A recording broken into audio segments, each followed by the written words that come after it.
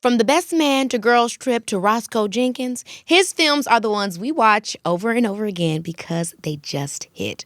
He's a storyteller who's been holding it down for over 20 years, giving us the laughs, the love, the drama, and the culture. He's built a whole legacy out here, centering Black stories, pushing the game forward, and now dropping a new book and thriller? Come on. The brilliant, the visionary, the legendary Malcolm D. Lee. Baby, this is Keke Palmer. This episode is brought to you by Airbnb. 'Tis the holiday season, y'all. From spacious retreats in dream locations to their guests' favorite, most loved homes, perfect for family gatherings. Airbnb has amazing stays for every festive escape. Now, let's start the show. Malcolm D. Lee, I cannot tell you how excited I am to speak to you. Like, your work has inspired me since I was a kid. Well, thank you very much. I appreciate that. I'm very excited to be here. And I've been a fan of yours for a very long time, too. Ever since I saw Aquila and the Bee. Jumping rope. Did they tell you to say this? Who? Don't nobody tell? That was just you? That's just me. Wow, look at that, guys. I'm excited. Well, you did the pre-show pull-up question, so I have to see what type of vibe I wasn't ready for those. You weren't ready? Yeah, but, let's go. Okay, today I'm giving Harper with the side of Shelby. Now, I do feel Harper. I should have, one of my questions today was going to be about your characters. Yeah. If you pull them for your life, but you do have that wit like Harper. So I feel that, Harper is in there somewhere. Now, what's the Shelby that's coming out? I don't know. I'm trying to match your energy. I'm trying to be ready, so I can be, because Shelby's got that. Yeah. So I want to be ready for that. I knew it was meeting with you, so I was like, I think I better bring a little Shelby. I love that. Okay. Today's mood in one word, determined. Now, you told me you had some business stuff you were doing the other day. So determined, is that about that? I think, it's just, I'm juggling a lot of things. I've got this book right here. Yep. I've got a bourbon that I'm promoting. I'm cutting this movie of mine for Blumhouse. All right, I live for that. We're doing a lot of things, but we're doing them well. Yes. Now, what did you listen to on the ride here? This writing, what does it say? I'm sorry. That's my chicken scratch. I'm sorry. I tried, really. And my editor and my voice. Okay. Yeah. So, I'm excited about this thriller that you have coming out with Blumhouse. We've got Chloe Bailey, Coco Jones, Lucy and Laviscount, who I worked with on Scream Queens back in the day. Oh, okay. He's a real cool dude. Yes, he is. What can you tell me a little bit about? And Lynn Whitfield. Lynn Whitfield, the icon. Come on, a thin line between love and hate. How could you go wrong? Right. So tell me about a little tidbit about at least what's happening with the movie right now. You're editing? I'm editing right now. We're getting ready for a screening and show it to the studio soon. And you're going to invite me? Not quite, but you'll be at the premiere. If you can come to the premiere, please. Yes. But we're working. It's a new step for me, different genre. Yes. But I really like that aspect of trying something different, not always wanting to cut to the joke. Yes. And there's the rhythm of the thriller and the comedies are kind of similar in that you're we're waiting for the great laugh or they're waiting for the great scare. And this is not like a scare, but it's got some stuff, and it's what I would call an erotic thriller. Now tell me, what do you mean by that? Like, is it a love story that's the center of this? There is a love story of sorts, yes. Kind of a Fatal Attraction type situation? Well, there's those elements, yes. Yeah, it's very sexy. It's probably the sexiest movie I've ever done. Oh my gosh. Without question. And you already got some sexy people in it, so people are pulling up to the theaters. I live for that. Okay. One thing that instantly makes you laugh, this question, because what makes you like when somebody asks it, suddenly nothing's funny anymore. Yeah, exactly. I was trying to think like what makes me laugh. I don't know. Like when I read that, I literally laughed when I read that question. That is too funny. Last screenshot on your phone, no deleting. Yeah, that was me and Cassandra. Cassandra, that's my publicist. Aww. My fill-in publicist right now. She was the first publicist on The First Best Man. Oh my gosh, you guys have known each other for years. Yes, we have. I wonder if you've changed to her. I feel like I should pull her up and ask her how much you've changed. She said. You know what? I think I'm primarily the same person, by and large. Really? I try to stay very grounded. I try not to get too high, too low. I doubt myself. But I've gotten to a place right now, especially when I turned 50, I was like, I don't care. Whatever. Yeah, whatever goes. Yeah, exactly. Damn, I'm looking forward to 50, let me tell you that. You're a Capricorn. I am. So you're one of my perfect matches, but then I found out that Dr. Camille, your wife, is a Virgo. That's you're surrounded by Virgos. Yeah, well, not surrounded, but I got the key one that I needed. Now that's right. Yes, Yes. Key One. Well, I am so excited. You know, I didn't get a chance to run into you at the Essence Fest, but I know you were there. Had a great girls trip, sitting type of situation going on. But you were there promoting your book, The Best Man, Unfinished Business. I mean, what was the highlight for that weekend for you? It was great because I got to sit with my co-author, Jane Allen, and Kennedy Ryan. Awesome. And we did a panel, and it was, the fans came out. I'm sure they came out for Kennedy. This is, again, one of the reasons I doubt myself, right? Like, No. But no, like, they came out. I think they're very much interested in the continuing story of The Best Man. I mean, that's where we pick up where the Peacock series left off. Yes. And, so that was great to see everyone come out and, get asked questions and talk about the book, without doing any spoilers. And then signing, copies as well as, getting to take pictures with fans. That was great. Yeah, I mean, how was the journey of doing this in a book as a continuation? Because I loved the Peacock. And what I also really loved specifically was the fact that the story evolved with the characters, and I don't think that's easy to do. And what I mean is, like, even in their age, like what Terrence Howard was experiencing, the fact that you can have marriage and love, and then maybe is this a divorce? Are we separate? Are we not grown together? Like, I felt like the themes were so on point for where the people were in their life, and I really appreciated that. Yeah, I mean, that's what happens with grown folks, right? Like, I think when people get to a certain part of their lives and their marriage, and like they're developing as individuals and in developing as couples. And so, life, as they say, be lifing. And so we're, so things happen, and like, are we in this together? I think a lot of people look around at a certain age, I think once the kids are like grown or whatever, they're kind of like, do I want to be with this person? Do I want to hang out here? Am I fulfilled? And certainly, Robin was not fulfilled in that marriage. And she felt like, you know what? You're not going to change, meaning Harper wasn't going to change. And so we said, okay, look, I was done with telling that story at the final chapters because, it was difficult. Trying to mount a television show, as you know, very difficult. There's money involved. There's studio demands. There's network demands, what have you. And I was like, okay, we're finished.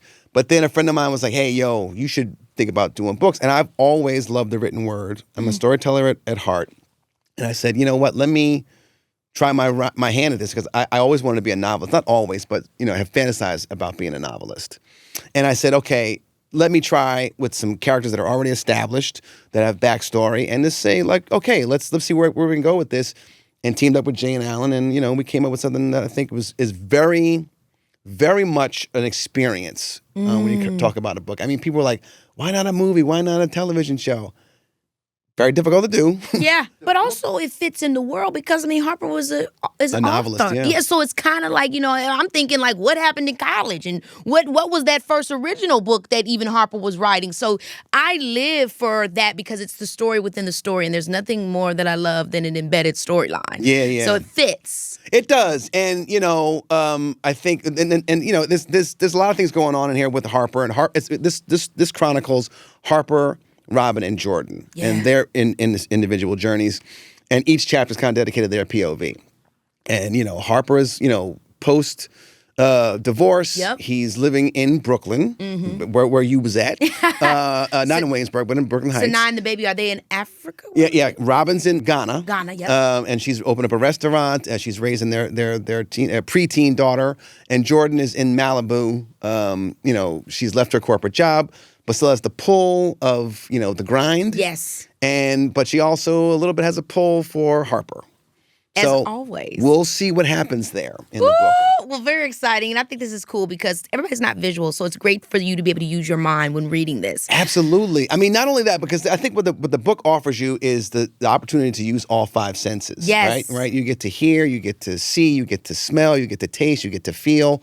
And, we get inside these characters' brains in ways that we have not done with these characters so far.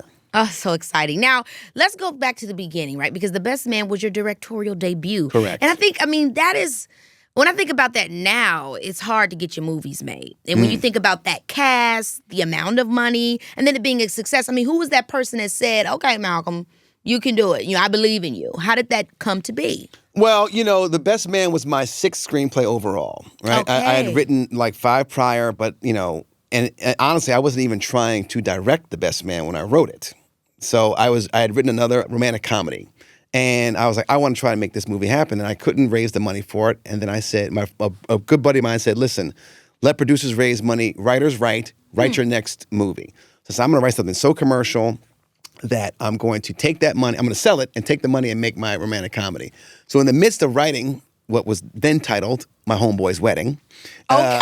Yeah. Yes, My Homeboy's Wedding. And by the way, I was never going to be the title. I love My Homeboy's Wedding. Wedding. It's got to be a black, and it's got to be a wedding, and then I was like, there's going to be black people on the poster. Don't use that. Anyway, I was writing My Homeboy's Wedding, and in the midst of it, I said, oh, I can direct this.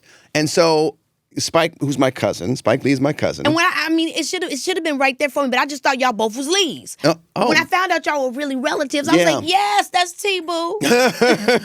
I got to work with him. Like he used to live in my parents' basement when he was in film school. Oh my God! So I got to see very early on the emergence of a great American filmmaker. Absolutely. And so I'd always given him my scripts. He'd always give me a chance to work with him as a production assistant, and then I got to be his assistant at times. And so I gave the script to him, and he had seen everything prior, but he was like, "This is it." Right? Wow. Yeah, so this is it. So, right after that, I went out here to L.A. and was flown out by Columbia Pictures because he had a deal there at the time.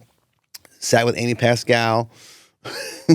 who, I can't say that story. No, you can. Come on.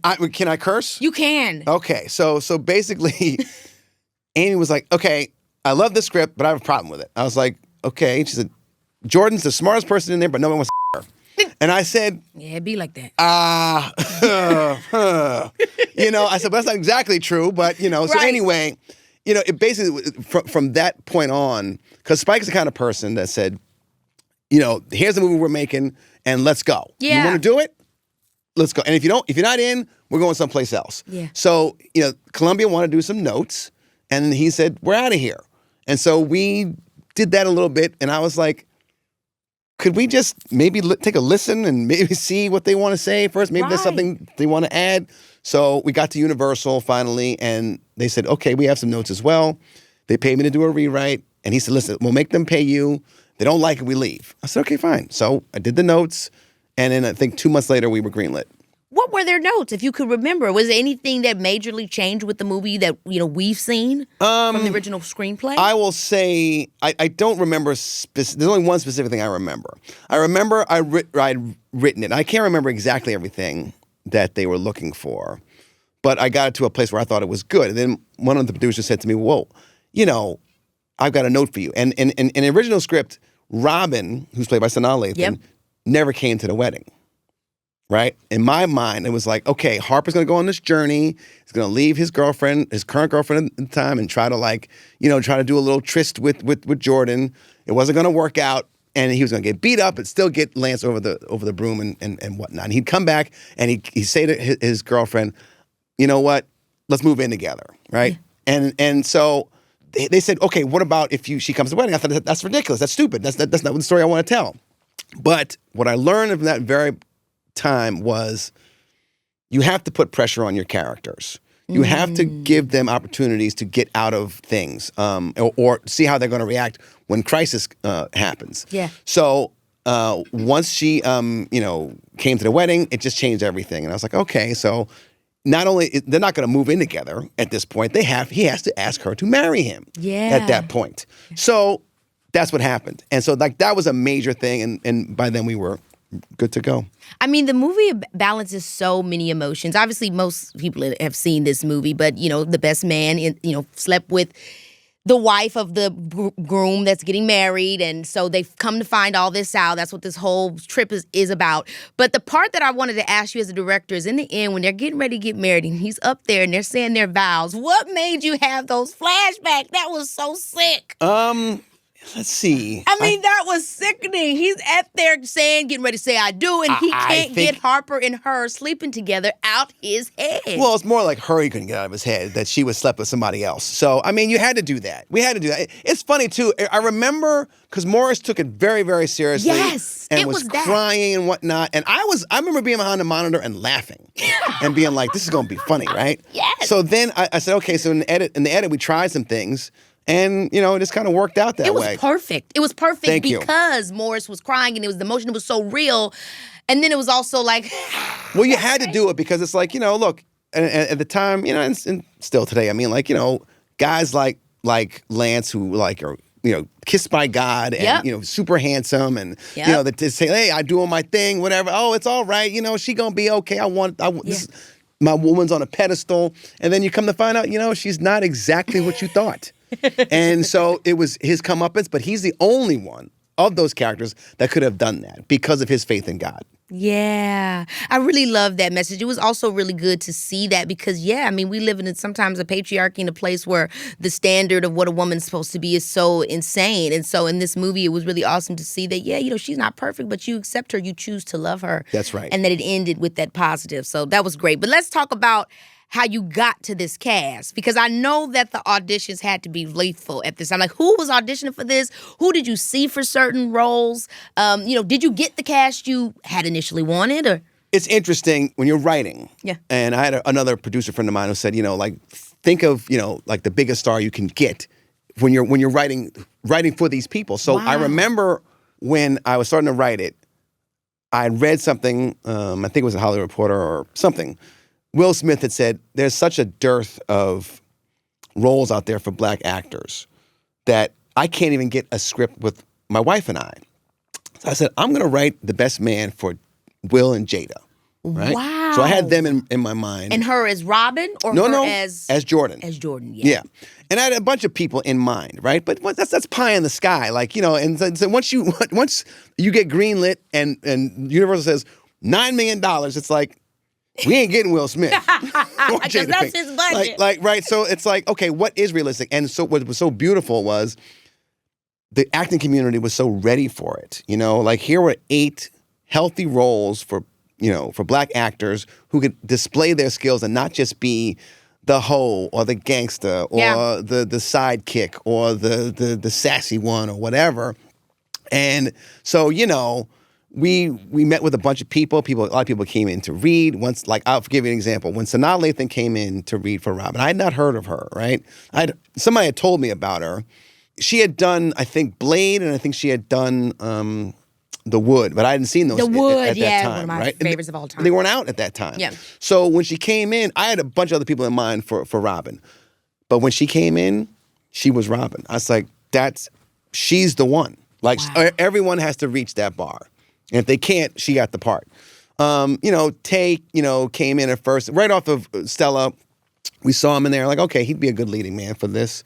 Terrence came in and read. I mean, there were so many people. Like Wood Harris read. Harris read for what role? He read for Quentin. Wow. Yeah, I knew Wood since when we were at NYU. He was in an acting program. I was in a film program, and I did my second-year movie with him. Oh. And he's a tremendous actor. And his brother Steve, read for Lance, and we were very close to casting him. Oh, my God. Very close. What movie was that you guys did? Oh, it's a short called Morningside Prep. Wow. Yeah. But Wood read for that. Michael Jai White came in and read for Lance. There were a bunch of people that came in. Regina King. What role? She was looking at Jordan. Wow. She was looking at Jordan. Now wait a minute. If it was done in today's day, what character you think I could have played? You're Jordan. I'm Jordan down boots. Yes, right? I would totally fierce. Harper. Would you slap him upside his head? Yes. Now wait a minute. I heard that was an improv. It was not. Oh, okay. They're telling that story. Now listen, I will tell you. Baby, this is Keke Palmer, yeah. Here's the thing about traveling. While postcards are nice, the real magic happens when you dive into local life. And trust me, there is no better way to unlock a culture's heart than through the kitchen. When food's on the table, we're all speaking the same delicious language. Speaking of which, I've got some exciting news, y'all. I'm hosting my very own Airbnb original experience in Chicago on December 17th. And it is all about cooking up some love in the kitchen. Imagine this culinary dream.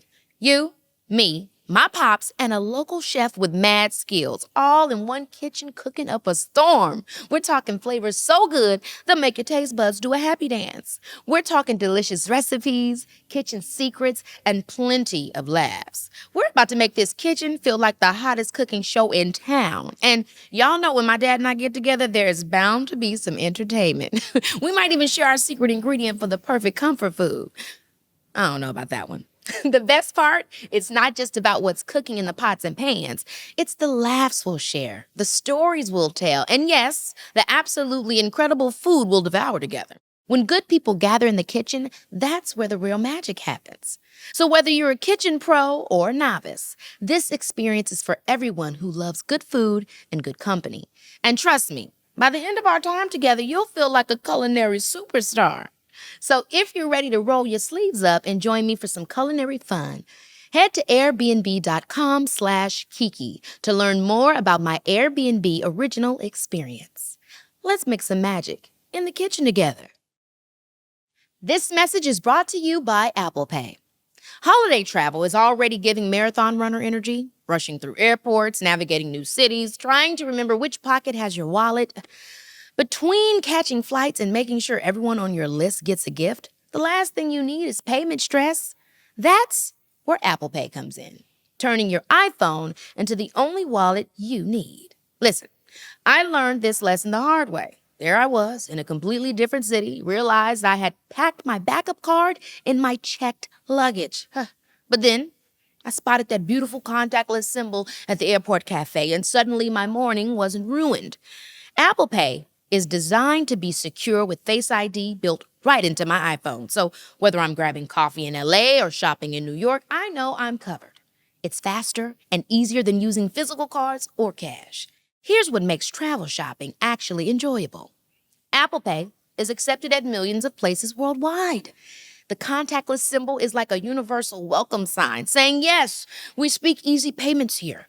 And Apple Pay keeps my transactions private by not storing transaction information that can be tied back to me. And can we talk about how it eliminates the whole which card is which situation? When you're crossing time zones and trying to keep track of expenses, the last thing you want is confusion at checkout. With Apple Pay, all my credit and debit cards are organized in one place. And I'm still earning all my card rewards on every purchase because crossing state lines shouldn't mean missing out on points. The real magic happens when you're trying to grab last-minute gifts between connecting flights. No need to dig through your carry-on or worry about which cards work where. Just a quick double-click Face ID on my iPhone and tap. Done. Back to sprinting to your gate. Even if I lost my iPhone, my card information would still be protected. Sometimes I'm shopping online from my hotel room because, let's be real, jet lag shopping is definitely a thing. Apple Pay works just as smoothly there too, across my Apple devices. When I see that Apple Pay button at checkout, I know I'm in for a smooth, secure transaction without having to enter any card numbers. No need to get up and search through my suitcase for my wallet. Just tap and back to feeling cozy in my hotel robe. Travel during the holidays is chaotic enough without payment stress. With Apple Pay working seamlessly in stores, online, and in apps, I can focus on the important things, like convincing the airline that my slightly overweight suitcase full of gifts is definitely within the limit. Say goodbye to payment hassles and hello to seamless transactions. Pay the Apple way and keep your holiday travel smooth and secure. Terms apply. What did happen that morning was I had written some new pages because he had gotten beaten up so bad that it wasn't going to work the way it was scripted because had come in a little bit more aggressive and it just didn't quite work. And so, there's new pages, so they were like trying to catch up. The whole crew was trying to catch up to everything. And there was supposed to be a stunt person on set. And I think there was. I can't remember exactly what happened, but obviously Tay was a little bit caught off guard with the impact of what happened. And so that's why you guys are woo, on that. But it was definitely scripted. It was never not something that she just went ahead and smacked him. Yeah. Then it would have been like that would have taken a way longer a day there. Hey, wait a minute, you can't do that. That wasn't even scripted, Malcolm. And did not go down like that at all. So you said something that was interesting that made me think about a conversation that I had with Rick Famuyiwa, who was on the show before. You said it took $9 million to make The Best Man. Yes. And then you guys came in at what? Our opening weekend we made $9 million, and then I think we ended up grossing a total of 35. Now I will tell you, had The Wood not preceded it the same year, only 5 months earlier, I think we would have made more. Wow. Because I just think people got confused. Yeah. They were like, "Oh, this is a black wedding movie," and Tate Diggs and Sanaz. Huh. Yeah, it was almost the same cast. It was type of feel. almost the Yeah. same type of movie. Yeah, but totally different. I Really. mean, they're different movies, but it's just like, that I remember Spike saying, "We got to come out before them," and I was like, "We're not gonna be able to do that." He was like, "Well, we got to do something because we don't want to be the second one." I mean, both classics, and I was talking about this with him, like in that VHS, that DVD era, like that's also how black films won, is because people was Absolutely. like, I gotta have that. Yes. But what the real question I wanted to say was, do you think it's true? Because this is what he said. He said, if we can make, that this is the reality, if we can make our movies for under 8 to 10 million, then they'll always be successful. Well, if they're good. Right. He said, but if you can make it, you got to make it for that low. And that just kind of, to me, was like, damn, so the movie's got to always be low because the chances are so slim. It was just an interesting thing. He has a lot more, experience in that. When he did Dope is a freaking fantastic movie. So right? good. And he made that for very little money. And, so he's got practice, in that area. I'm sure it was under 8 million or in that vein. Yeah. Yeah, I mean, I think it depends on, audience's taste or whatever. Do they have to be all, under $10 million? That would be helpful for sure. But then obviously we have situations like what you did with Girls Trip. I mean, that's rare. That's not common. So, but how do you make that happen? I mean, that movie came in at 100. It grossed over 100 million domestically. I mean, this was history. 120. 100. I mean, that's Maybe 110. I can't remember. But 140 worldwide. I mean, Yeah. No, how listen. do you do that, man? It's movies are about timing. Right. You have to have the right. And I tell everybody, Best Man was the right script at the right time. Sure. Girls Trip was the right movie at the right time. Right. Everyone needed a laugh. Mm-hmm. Right. We had just elected somebody. Yeah. And I think people needed to laugh. And I think that at a certain release date, certain materials have to kind of all coalesce so that boom, it can take off. You just don't. You can't necessarily plan for it. You can try to the best you can, but there's so many factors at work that make a movie launch successful, particularly these days. People aren't going to the movie theater as much as they used to. Not at all. And they want to go if it feels like an event. Yes. If they can't miss it, right? And it's so crazy because you said in Forbes that a director has to have one ear in commerce and the other one in creativity. And I feel like that really tracks with everything you just said. I mean, everything that we're seeing you doing. But I'd love to know exactly what you mean by that. Well, I mean, I think it's not pure artistry, right? You can be an artist and that's great, but you could also be a starving artist. I don't want to starve. Yeah. Right? I didn't never wanted to starve. Like I wanted to make something that people would understand and be digestible. So you have to see, okay, how do I get my movie made? When I wrote The First Best Man, I was timing it for when Soul Food came out. Another one of my favorites. Yeah, great movie. George Tillman, one of my guys. When I saw that was coming out and it was going to star, Nia and Vanessa and Vivica and Babyface was producing it. The soundtrack, back when soundtracks was doing something. Yeah, and I said, okay, this might be successful. And if it is successful, they'll be looking for the next Soul Food. This is a copycat industry, right? So they want so you have to look at, okay, what's playing, what's gonna work. Same thing with Best Man Holiday. Best Man Holiday, Perfect we timing. got to a place where, so-called black movies were not working and they weren't making them, right? And then I pitched them the idea for it. I said, here's the idea. And they said, okay, what's next? I said, I gotta wait till Jump on the Broom comes out. Oh my gosh. And if that's successful, then they'll say, okay, well, this is a proven wedding movie, even though mine was not a wedding. It was going to be a funeral. And they were like, does it have to be a funeral? I was like, yes, it does. That's what we're doing.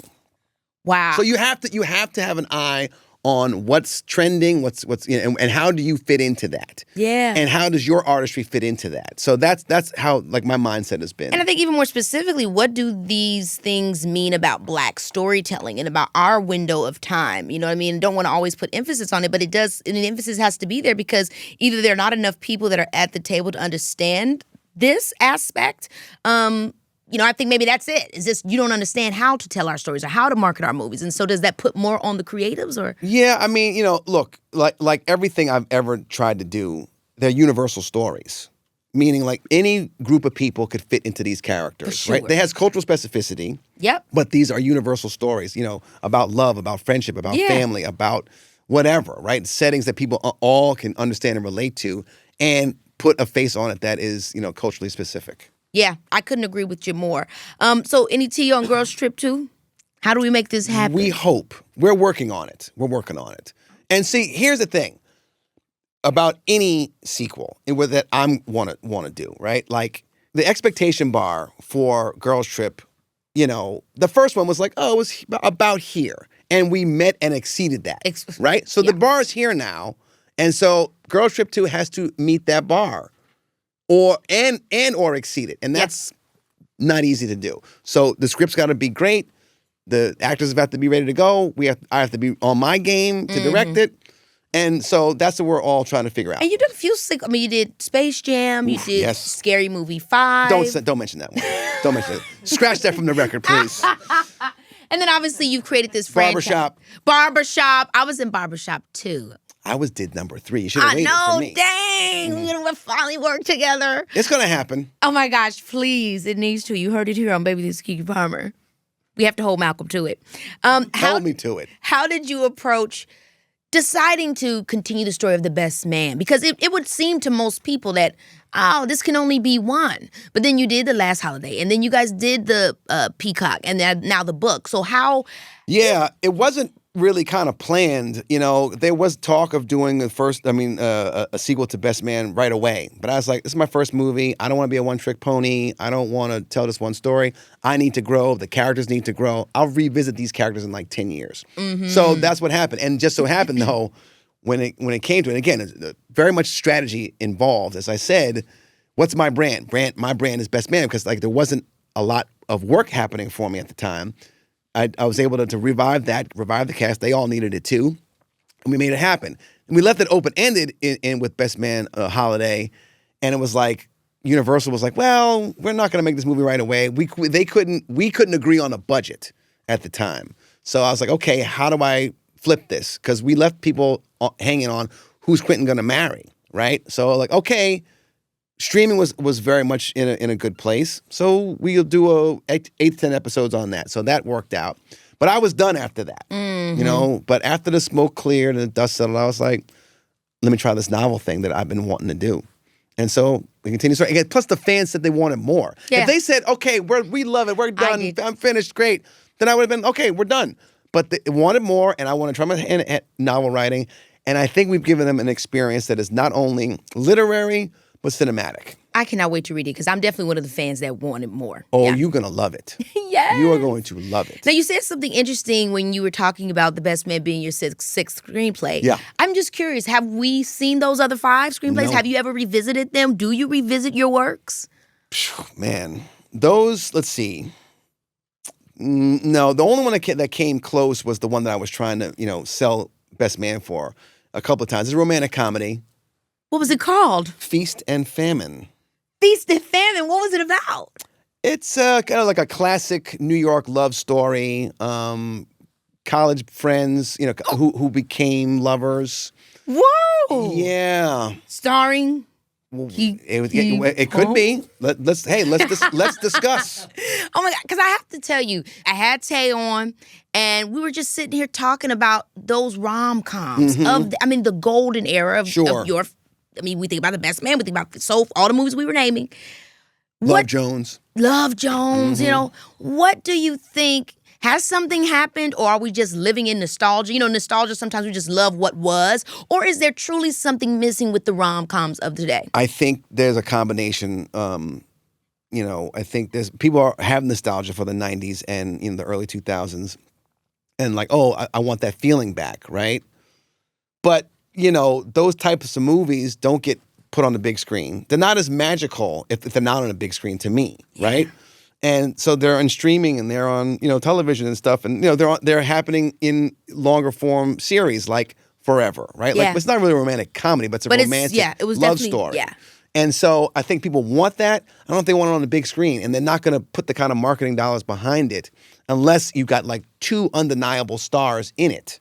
You know what I mean? I think. And you think that literally is just the impact of streaming and just the way that we consume media? I think that's part of it. I think that's youth pretty much drives movies, right? At least those types of movies, or unless they're big event movies.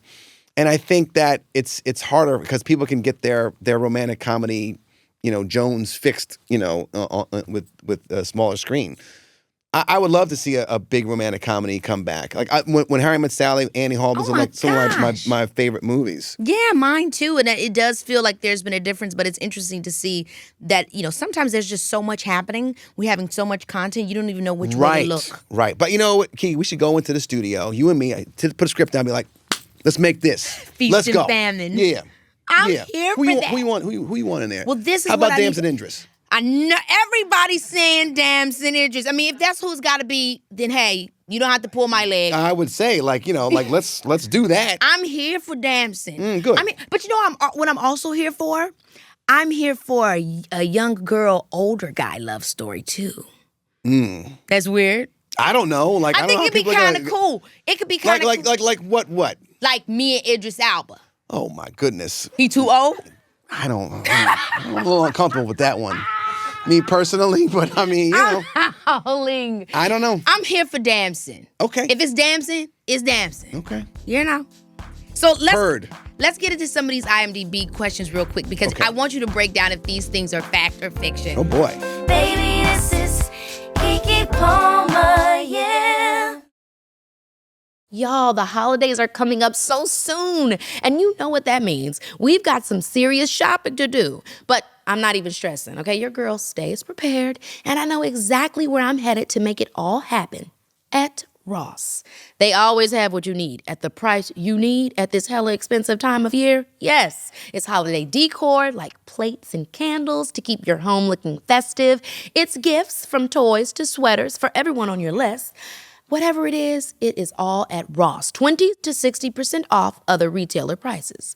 And we haven't even gotten to the looks yet. Between all these holiday gatherings, parties, and dinner invites filling up on your calendar, you're going to need multiple fits for all these functions. And trust me, when I tell you, Ross has got the range. Every single vibe you're trying to serve this season for every piece of the holidays, and all for less.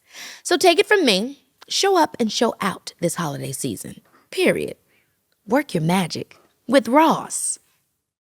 The magic of the holidays has me in my full festive element. Between turning my home into a winter wonderland, holiday shopping and traveling, I need to show up present and energized for all of these moments. Want to know my secret? It's AG1, this daily health drink that combines all the good stuff. Vitamins, pre- and probiotics, superfoods, and antioxidants in one simple, delicious scoop. I love that AG1 sources the best and highest quality ingredients they can find.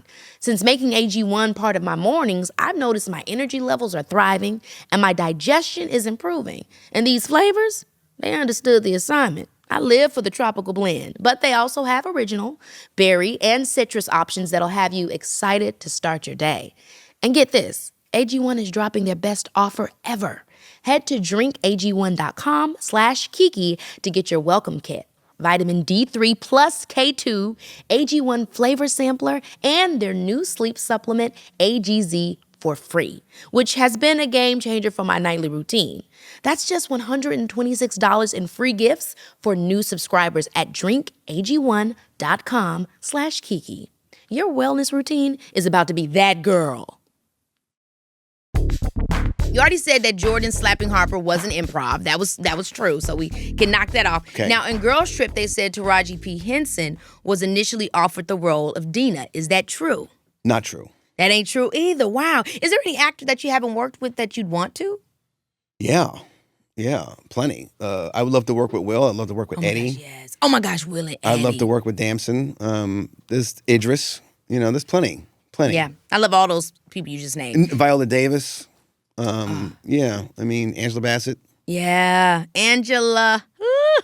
Okay, Night School. The film was shipped to theaters under the name Christian Chickens. Is that true? What? I didn't even know they did that. What? Like, do you guys ship movie names like secret? Oh, that's interesting. Maybe they did. I don't know. That's funny though. Yeah, I'm like, when I heard that, I was like, really? They did that? Maybe because they didn't want to get it stolen or Yeah. bootleggers or something like that. Maybe that's what they did. Yeah. Okay, that's another one that was wrong. Okay, this But is it might not be wrong. That might be correct. Okay, so that's gonna It had nothing to do with me. that though. one's cliffhanger. Okay. The Best Man, Lorenz Tate, was offered the lead role of Harper Stewart, but turned it down because he felt it was too similar to his character in Yeah, I Love saw that he said that. That's not true. That's, So you saw that he said that. I saw that, and I was like, Lorenz, and I love Lorenz. That's my guy. But like, that's definitely not true. And that would be the reason that I would not want to do, because I mean, it's very similar to Darius in Love Jones. I would not have done that. And Lorenz is great. Love him. Now, there was something else that I had for Lorenz, but I can't talk about it. No, you gotta tell us. No, I can't say No, that. please. Because it's Malcolm. it's disrespectful. Never mind. Why? Next question. But damn, that was gonna be good. I'll tell that later. My memoir. All right. Okay, so looking back, do you feel like there are any early mistakes that you made or just Plenty. differences? Okay, so tell us for the up and coming directors, what are some major things to look out for? I think, I'm a writer director, and that's what I thought I was. I was like, I'm an auteur. I want to do that. Like when I came out Best Man, and of course, when you do a movie like that, that's number one at the box office, that everybody, I'm the prom queen all of a sudden. Everybody wants to dance, right? Yes. So like they're telling me how great I am and blah, blah, blah. So I'm thinking, I am great. And then there are things come along. Hey, we'd like you to direct this. And I'm like, well, I didn't write it, so I'm not going to direct it. And hey, we'd like you to write this thing. Well, I get to direct it? I don't think so. Well, maybe. And I'm like, no, I'm not going to do a maybe, right? Like, I'm going to get myself into it. So I think early on, I was like, I could have been a lot more open to opportunities. Yeah. Because, you also, I got very much to a place where I was like, oh, I'm going to do this. It's a tunnel vision on it. You have to, you see people attached to all kinds of things, right? Because you never know what's going to go, right? Tastes change, studio heads change, budgets change, actors suddenly, like, they're in the stratosphere now. We don't want to work with them anymore. So it's like you have to like have multiple things going and not just put all your eggs in one basket. So those are a lot of those lessons I learned very early on. And, you have to like diversify. Yeah, I feel the same exact way. I think it's so important. Oh, I know. I've been trying to get with you, and you're like, oh, I don't know if I can do all that. Malcolm's never called me, guys. He just made that up right now. I talk to your people, though. He never did that. Like, he was playing around. Because when you called, I'm picking all up. right, I'm going to get that number. Okay, it's done deal. You did another one of my favorite movies. My family and I watch it all the time. Welcome Home, Roscoe Jenkins. I mean, some of the funniest people ever. Yes. Monique, obviously Martin Lawrence, Yes. Cedric the Entertainer. I mean, it was just, how was that being on set? I mean, you've got to be a fan of improv when you're doing something. Fantastic. It's funny that you say that, because when I did Undercover Brother, it's very different than Best Man, and I tried to treat it the same way as a director. Like, okay, no, say the line like this, but you have to let comedians improv. They got to be in the moment. They have to feel like fresh when they're delivering stuff. So I remember when we did Roscoe, they weren't improv. Like, Cedric wasn't improving, and Mike, and Mike always improv because he never remembers his lines. Mike Epps talking about. I've heard that about, because he did I'm a Virgo with boots, and it was the same thing. Oh, He yeah. said, But he always comes up with brilliant stuff, right? So what's crazy is, like, we try to do the movie, and they're not, like, going off book. And I'm like, guys, I didn't cast you not to be funny. Yeah. So, like, go off. They were being very deferential to me and to the script, thinking that I wanted to. No, do it. And so, yeah, that was fantastic. I mean, Monique and Mike and Cedric, they were so Martin, and Michael Clark Duncan, may he rest in peace. I mean, James Earl Jones, may he rest in peace. I mean, fantastic cast, and I think an underrated movie. Yeah, I mean, I always go back and forth with that term underrated, because it's like, what are we basing it off of? Because it really is a classic, but we never, it's like everybody always says that every other day about stuff, but it's underrated. And it's like, but is it if we love it? Well, that's what I'm saying. Like, who does it get the credit? Yeah, I totally agree. I mean, in '99, you told the Washington Post it's important to make full black male characters because we've been vilified in the media, not just in Hollywood, but television. And by ourselves. Yes. And I was talking about that actually with Wood on Forever, about seeing these more nuanced black characters. Yes. And I remember thinking to myself, like, the circle of the best man, everybody had a dope job. They were nuanced. They was, like you said, it was given my homeboy's wedding, but it was also given I'm living and working in corporate America. It was like showcasing the conversation around assimilation, code switching, and the realities that we have, the dual realities that our culture exists in. But like you said, at the same time, being characters that anybody could play, but centering the culture. Yeah. Anyhow, not to get so long-winded, I'm just curious for you, like, going into the industry with that being your mind frame, how difficult has it been to maintain that intentionality? I don't know. I mean, I've had a pretty good run. You know what I'm saying? My production company is called Black Mailed Production. It's MALED. Yep. And I love black men. I love us. I love how we interact. And I really wasn't seeing us prior to doing Best Man, in a way that I thought was authentic. Mm-hmm. And so I'm always gonna protect us. And it's continuing in all my work, whether it's Roscoe or Space Jam, like a father-son story, or Barbershop father-son story as well. Roll Bounce, same things. Roll Bounce. Oh my gosh! And first of all, I've always been a huge fan of Bow Wow, and I love Bow Wow's transition to movies and when he started just acting. I mean, it's so true what you're saying. I gotta tell you, man, I appreciate it so much because for me, a lot of times, like as a kid growing up in the '90s, I mean, I'm looking and I'm saying, these are my uncles. Yeah. This is how my dad is. Right. This what like. Finally, but when I seen The Wood, when I seen Best Man, when I seen Soul Food, I'm like, these are the people in my life. Right, you recognize them. You know what I mean? Yeah, and I wasn't recognizing people that were educated. It's like people didn't get with Boys in the Hood. It's like, y'all, that was Boys in the Hood. That's not every boy everywhere. Exactly. That's why the damn movie was Boys in the Hood. Right. Every boy not in the hood. Right. It was and not everybody's a menace to society either. You know what I mean? Like they was explaining stuff in the titles, but they kind of blanketed it over the whole culture. So we needed those different expressions. I think so, because we exist. We exist, yeah. For a lot of people, the industry can feel very hard to access. And I feel probably even harder maybe when you were coming up than maybe now with social media. I don't know if you feel that it's made it easier for people. But what is a good stepping stone? Because, I mean, when people ask me, I don't even really know what to say. It's hard. I mean, there's no like magic formula. No. Right? At all. Right? It is a industry of relationships. You have to have something that people want. Yeah. You have to have something that people that think is marketable. That's why I say, like, the Best Man was the right script at the right time, because they were like, oh, we see this, we can make this. Wedding movies are very popular. There's a plethora of black actors out there that can fill these roles. So, I think, yes, there's a lot more access, and you can get your stuff seen, but everybody can get their stuff seen now. So it's kind of flooding the market a little bit. It's harder to stand out.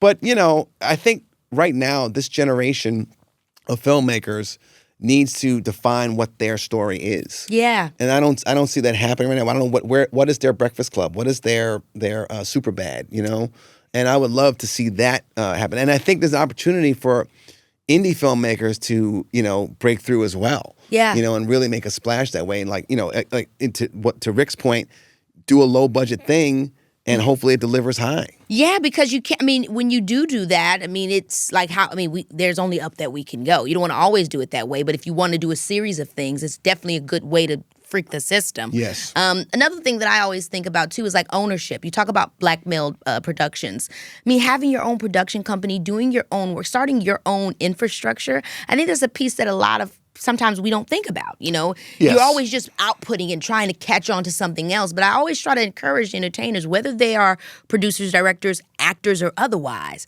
create a thing that allows you to continue to create on your own terms. If you can do it, I mean, Tyler Perry is a genius in what he's done and cultivated his own audience, So crazy. Very loyal audience, and he's built upon that because he really, he's a businessman. He really That's right. cultivated that audience and kept it going. Not everybody can do that.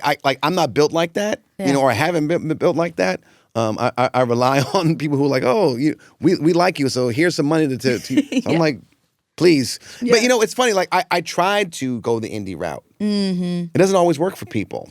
It's tough. I mean, the tough. Wayans brothers are people who I always admired for that. I mean, they were, and comedians in general. There was a time where comedians was always doing their own movies, always. Yeah, or television shows. Or television shows, creating their own things, and we don't get that as much anymore. That's straight to DVD, that's straight to the consumer vibe, which Who's I hate. Who's the funny person now? Who's the funniest stand-up right now? I don't know who that person is. Stand-up, exactly. Right, you gotta those voices have to be cultivated and also platformed.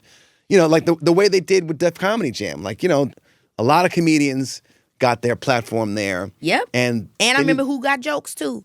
Def Jam, Comedy Jam, Who's Got Jokes. Yeah, we don't have a lot of that that stuff anymore. And it definitely it's important. When you think about Friday, that's where Chris Tucker, somebody seen him on stand-up and put him in a movie. That's exactly right. I could talk to you all day. There's so many things. I do want to give a shout out to Dr. Camille, because you guys have been married for over 25 years? I was trying to read. Let's see, we got married in 25 years. We just celebrated 25th. Yeah, and we've been together 31 years in October. Oh my gosh. I mean, Yeah. that's such a blessing. It 3 is. boys that you guys have. Langston, Lennox, and Lucas. Oh my gosh, you guys like the L's. She likes alliteration. So I she was like, love "There's that. all L's." I was like, "Okay, I it's fine love with that. me." I love that so much. And you guys have 2 totally different careers. But you kind of both study people. And She's super educated, Yeah. right? She's got like 5 master's degrees and a PhD, and I'm just like, "Are we done with school now, please?" But I would not be the man that I am or the career that I have without her. And yes, she's a psychotherapist. She's always. It's so funny. For years, people always come to her and talk to her. I was like, babe, you need to be just like Lucy. Put your shingle out, 5 cents, and let's go talk. Yes. Right? But you need to charge people for this. You're getting too much free advice. oh my gosh, well, she that lady that all these people need to sit on the couch of. Go ahead, see Dr. Camille. Talk to that lady. All right, I'm running out of time with you, so I want to play a quick little game before you go, okay? And it's called Malcolm Knows Best, a little play off of The Best Man. Did you Usually get it? Malcolm does know best, but go on. You got to tell my kids that. So pretty much I'm going to give you some category of some classic, films, people, etc. Just different categories, and you got to pick the best. It's really hard. Okay. You're going to lose friends over this. Oh, boy. I'm kidding. All right, are you ready? I don't think you are kidding. Okay, pick the best installment. The Best Man, 1999. The Best Man Holiday, 2013. The Best Man, The Final Chapters, 2022. Best Man, Unfinished Business. Woo! I'm ready for this. That's pretty big what you just said. I You stand stand by behind it. it. 10 toes. Yep. 10 fingers. Yep. Period. Okay, modern black rom-coms. Love Jones, Brown Sugar, The Wood, Love and Basketball. The best. Boy. Listen, Gina is my girl, okay? Gina Prince Bythewood is my girl. And I love her. I love that movie, but I'm going with Love Jones. OMG, Love Jones was so. It's one of my favorite. It's very much inspired me to write Feast and Famine, but also Best Man. Old boy was such a hater. My comedian, Bill Bellamy, he was hating all the damn time on Darius. Like, boy, get up off his back. Exactly. Okay, sitcoms that raised us. The Cosby Show, A Different World, Martin, Living Single. Cosby Show. Yeah. Listen. Classic. It's beautiful. Rest in peace. Rest in peace, Malcolm Jamal Warner. Warner. That was. I mean, we didn't have a house that nice, but we lived in a brownstone in Brooklyn. Period. And I'd be like, that's not real with black people. I said, that is real black people to me. And so, yeah. And what were your parents artistic? Because I've seen that you not only you My and Spike are dad, in the arts, but my dad was a school teacher, but he's a musician. His brothers and sisters had a jazz group called the Descendants of Mike and Phoebe. That's my long lineage of family. A shout out to them. And my mom was a medical records administrator, and then she eventually became a college professor. Wow. And taught people to read. that's incredible. That's Yeah. incredible. So y'all was like, the Cosbys. Comedy icons in their prime. Okay. Bernie Mac, Eddie Murphy, Martin Lawrence, Kevin Hart. Eddie Murphy. Sorry. Eddie Murphy. Period. It was quick. It was not even a question. No. I got the chance to work with Eddie in my last project, and it was really I saw that. I saw awesome. the trailer for it. It looks good. Oh my gosh. With Tim. I'm sure you know Tim. Yeah, Sorry. yeah.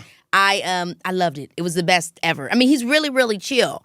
But his comedy, my mom always told me as a kid, comedy stems from reality. But when you see someone really do situational improv as quickly and He's so as in good. tune as he does, it's a masterclass. He's a genius. He is is. an absolute genius. Like, Really is. Unparalleled. Yeah. Well, that's it. That's all I got, Malcolm. I'm Well, really excited for are we done already? We're literally done. Oh boy. I know. We'll have to do this again. We have Or on some set. I mean, your words to God ears. Yes. Thank you so much. My pleasure. Thank you. Malcolm D. Lee has built a body of work that truly lasts. Films that connect across generations and put our culture front and center. From The Best Man to Roll Bounce to the pages of his new book, he's never stopped finding new ways to reflect who we are with honesty and style. Thank you, Malcolm, for the stories, the laughs, and the blueprint. Baby, this is Keke Palmer. Baby,